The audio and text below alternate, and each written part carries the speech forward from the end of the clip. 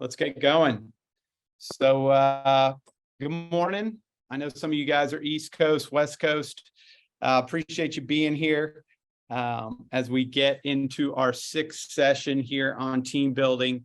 I know I was out last week. I appreciate you guys working with your schedules. There's so much of this coaching going on and everything. I know it's difficult to keep up with. So I've got the chat up. So if you guys have any questions throughout this today, feel free to chime in. I'm going to save some time at the end to get into some questions because I know recruiting is a super hot topic, especially if you're looking to grow a team or you already have a team in place. So let's get started. How about it?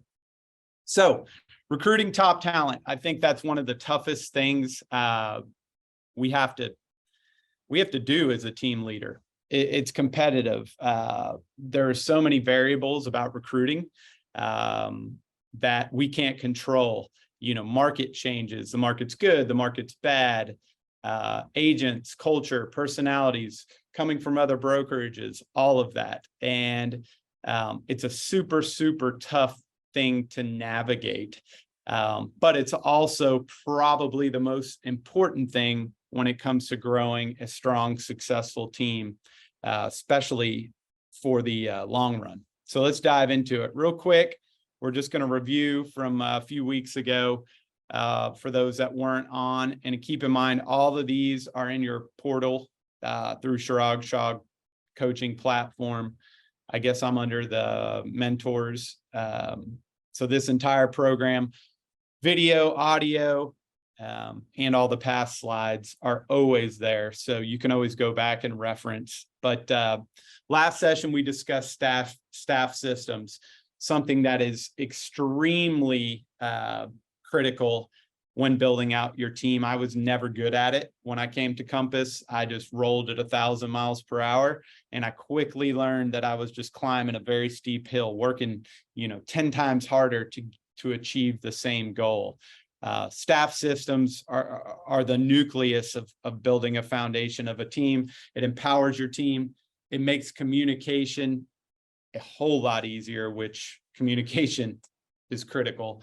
It puts you on a path to grow. And then in the end, it provides a lot of value for your team. And you're going to hear me say that a lot today, that word value, because value is the key indicator of recruitment. So let's get into it.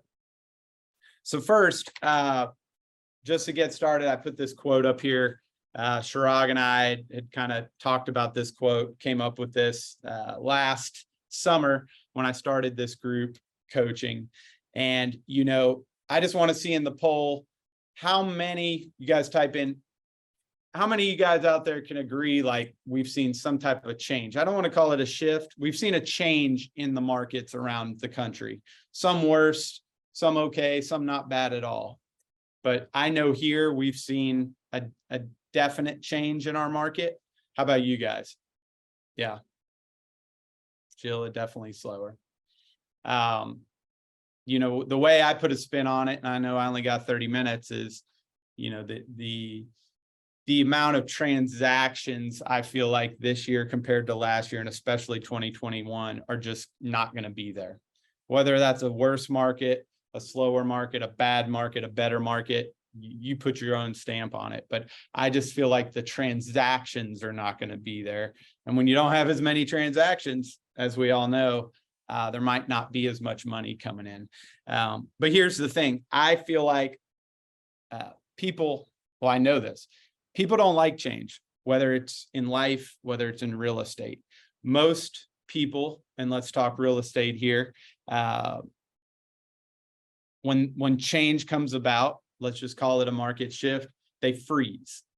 I have learned over the last few years that when change happens, while most people sit back and do this is your time to push forward.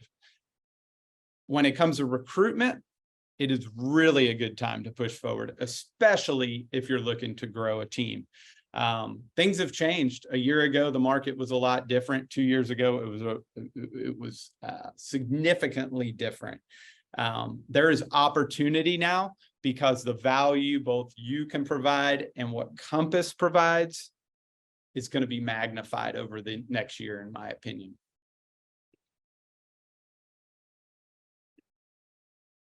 So just like I said, market change equals recruiting opportunities, in my opinion. You know, the future of real estate are teams. I truly believe that at the last two Compass retreats. Let's see what Sheila said. People are waiting for rates to come down, but they're moving current. Yep. I mean, it's the unknown, right, Sheila? We just don't know what the hell's going on. So people, when people don't know there's change or might be change, they freeze up. But I think it's a big time to recruit right now. And I think we can all agree teams are the future of real estate. When I sat down with Robert, I told this story, I think, in our first session months ago. When I joined Compass almost 5 years ago, I sat down. I was fortunate enough to sit right in front of Robert Refkin, and he said, in 10 years, Tommy, individual agents won't exist. And I laughed at him. I was like, no way, right? I had 3 agents on my team. I didn't know what the hell I was doing. Today, I 1000% agree. The past 2 retreats, you can see they were all set up based off teams. The way Compass is structured, it's you've got principal agents, and then you've got agents that join under teams. So teams are the future of our business. And then secondly, I feel like Compass is going to strive in this changing market. Compass might not like to hear this, but 2 years ago, all these awesome tools and everything going on with Compass, we really didn't need it, guys. We were all selling. We were pumping out transactions. Everyone was happy. Now we're back to a normal market, which selfishly I'm really excited about, because now my skills, what I can do to recruit and also leverage Compass, which we're going to get into in a few minutes here, is amplified, right? All that value that Compass has put into their company is here now. And I truly think Compass is going to strive here in the next 2 years, in this changing market. But I want to tell a quick story real quick. So, and this goes along with that.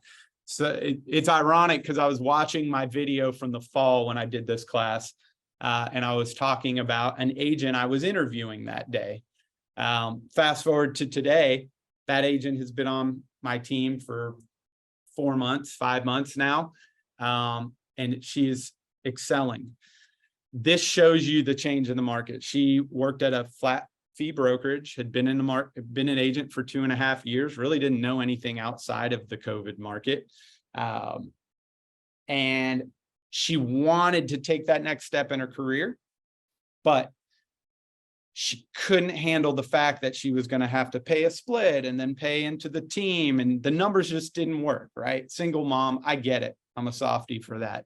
But then I finally got to sit down with her back in October when things started, at least here in Dallas, Fort Worth, to change a little bit, and she made the jump.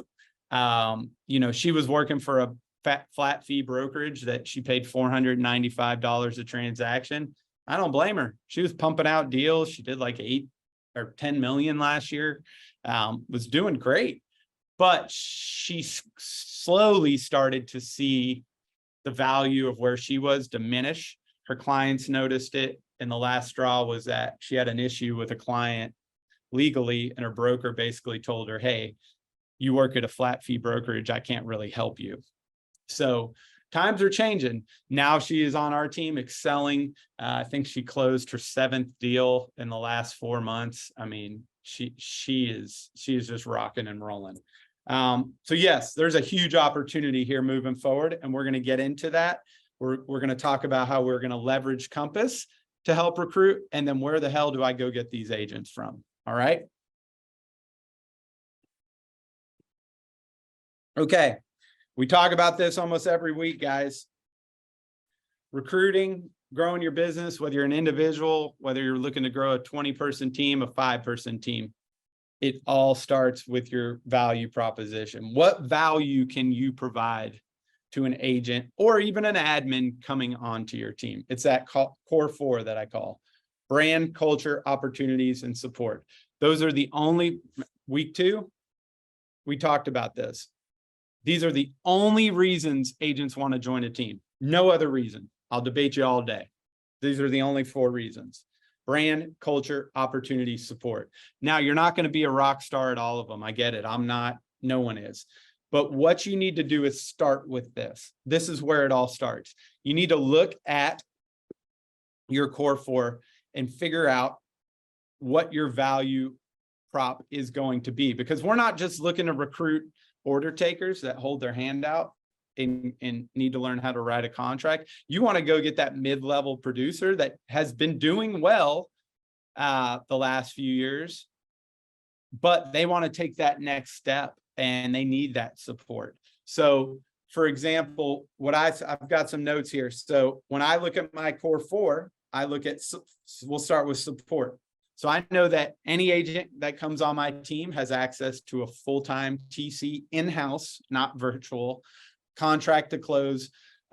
This person sets up their, orders are signed, delivers are signed, gets everything into the title company, all the paperwork, does the listing paperwork. Basically, from start to finish, you are covered. Brand. We've built a brand on my team that other people just want to work with. That's what I said. We like to have fun, but we're also really good at our job. People know us, and we put off a vibe that is friendly and nice, but professional.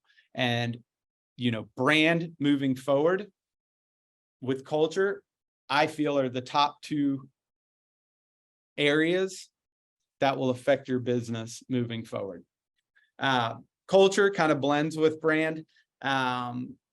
We like to have fun. We like to take care of our team. We went and played pickleball a couple weeks ago in a team event. We're going to go out to actually the agent that just joined 4 months ago. Her parents have a big lake house about 30 minutes from here. We're going to do a day event out there here next month. Agents want to be a part of a great culture. We're on an island, especially busy agents that are out there working every day. Our friends see us on Instagram and Facebook and LinkedIn and whatever, and they think we have this glorious life. But if you're really good at this job, it sucks, especially as an individual. So, agents are looking to be a part of a fun, nice, great culture to build them up and to work together. And then lastly, opportunities. This is huge for my team. And this is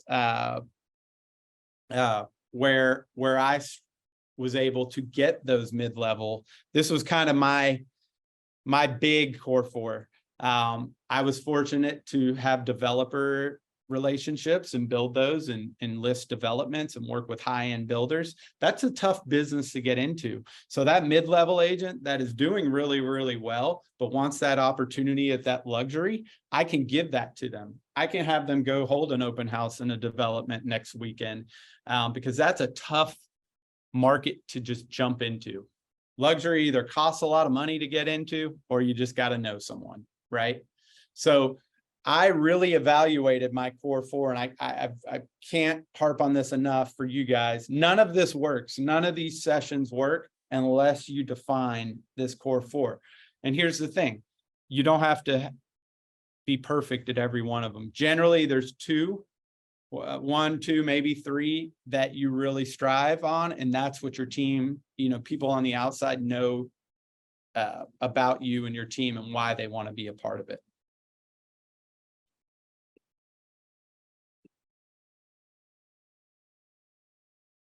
All right. So one of the biggest things that agents don't think about is leveraging what Compass provides for us when it comes to recruiting top talent. The first thing I did as a founding agent in this office is I built solid relationships with our strategic growth managers and my office sales manager. Not only my office sales manager, but the 3 offices in the Dallas-Fort Worth area.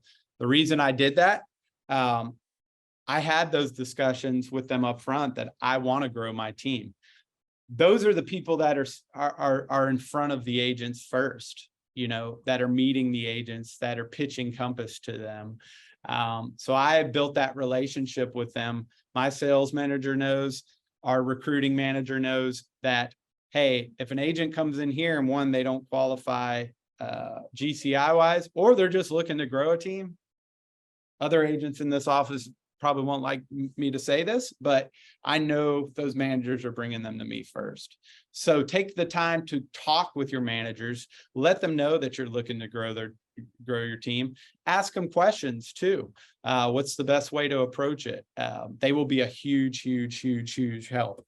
Number two, this goes back to value.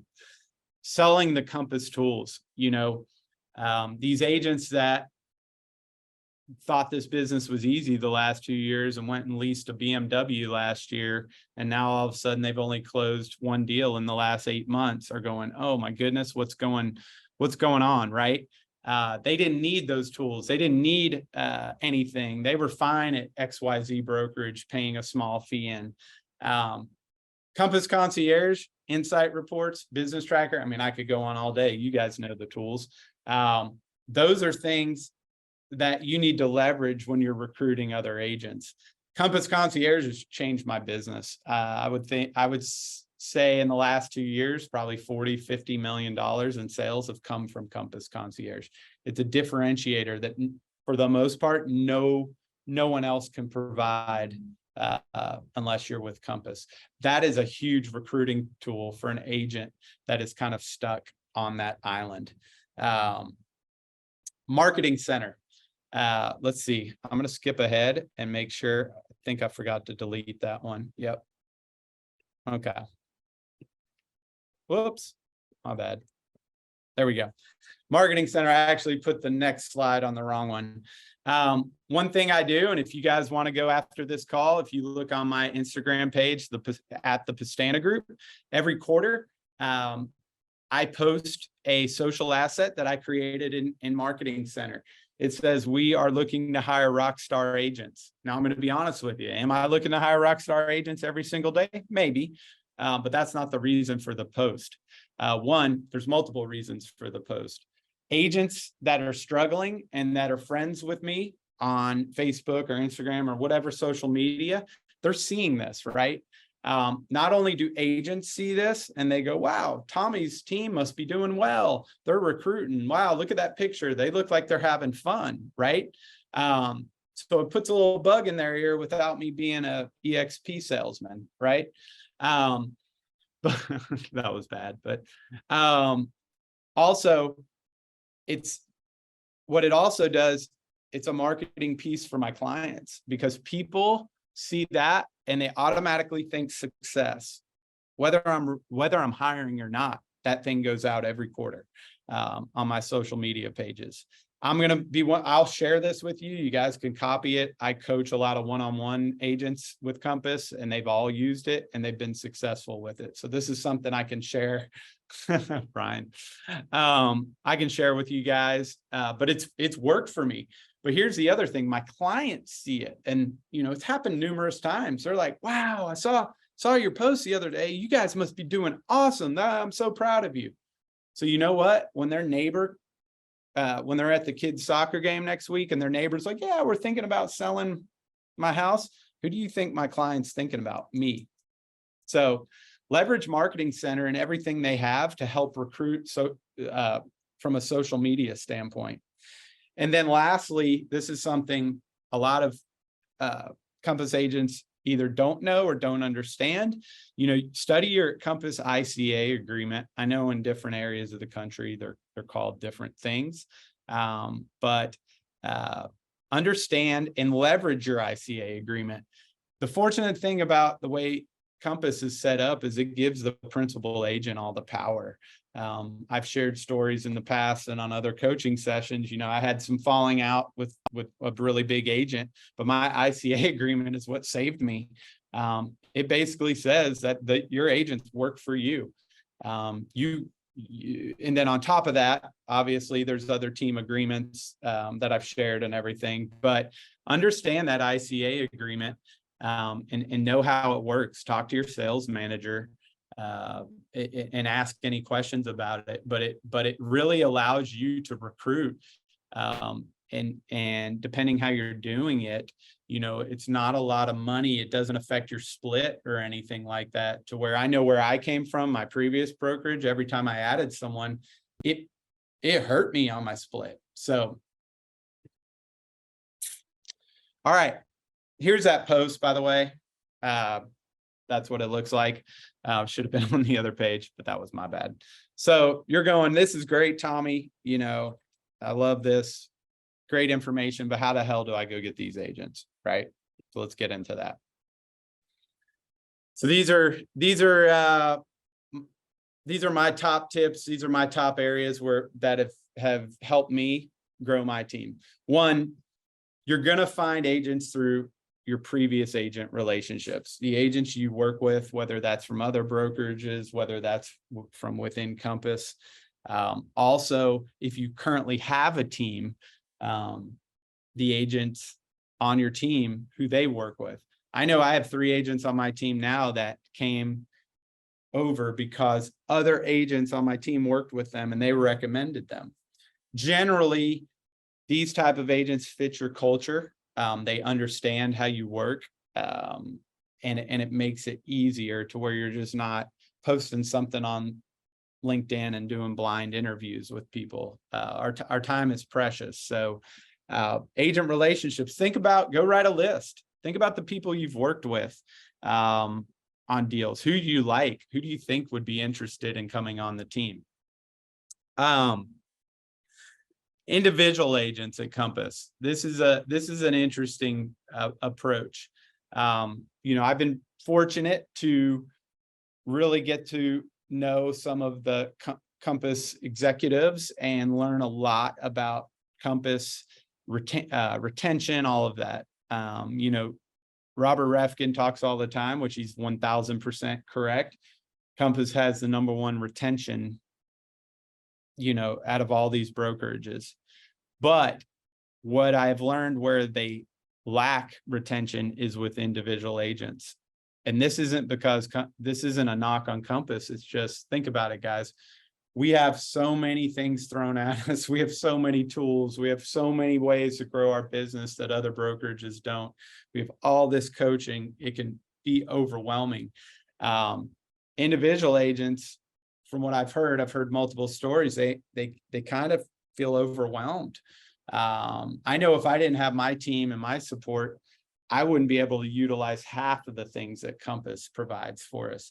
So what we're seeing, you know, Ruthie, who is on my team, she is a rock star. She's been on, I think she's about to be a year now. She was an individual agent that was with Compass for about 6 months.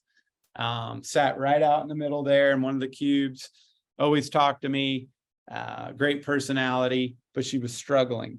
And she'd come in and talk to a couple of our other teammates every once in a while and see us having our meetings and seeing us have fun.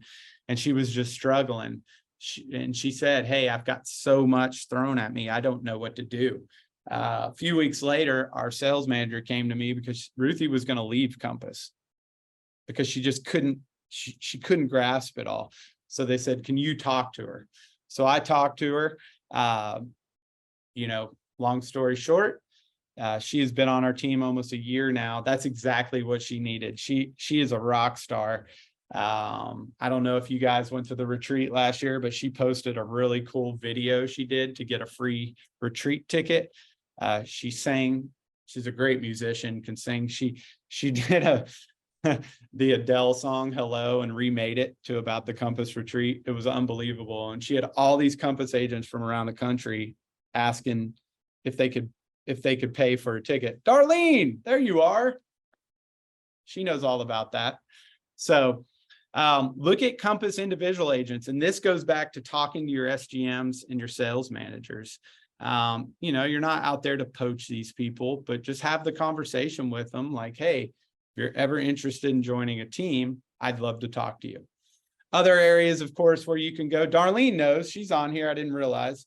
She's used this post. I think it's helped her. It's been successful for her. But LinkedIn, of course, you can take this post, put it on LinkedIn, Facebook, Instagram. Other areas would be networking events, but I found it easy. There you go. She's going to use it again. The way I operate my business, which again might not be the way you want to operate your business, I found it easier to attract with people within my network, rather than just throwing a lure out into a big pond and say, hey, I don't know you from Adam, but would you like to join my team? I've found it's a lot more difficult that way. So I'm going to leave this open for questions, because I know you guys probably have some questions. But before we start that, I've kind of changed this team building, these sessions up. I've mixed them up from last year. Last year we did team splits before this, but next week we're going to do team splits and then get into agent retention, because really this last half is all about agent retention, recruiting. And as we all know, splits, it's what it's all about, whether we like it or not. So I'm going to dive deep into how I've structured my team, what's worked, what hasn't worked. And, we might even take 2 weeks on it, because if it's anything like last year, a lot of agents had questions. So let's go back to any questions you guys have on this session today. Fire away in the chat, or just unmute yourself and speak up.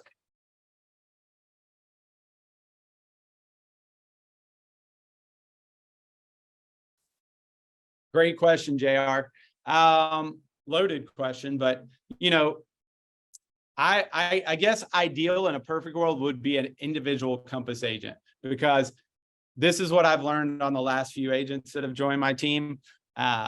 When they come from outside of Compass, as Compass has grown, this isn't a knock on them, as they've gotten bigger, like any company, the support outside of my team to teach them the tools and everything has diminished a little bit.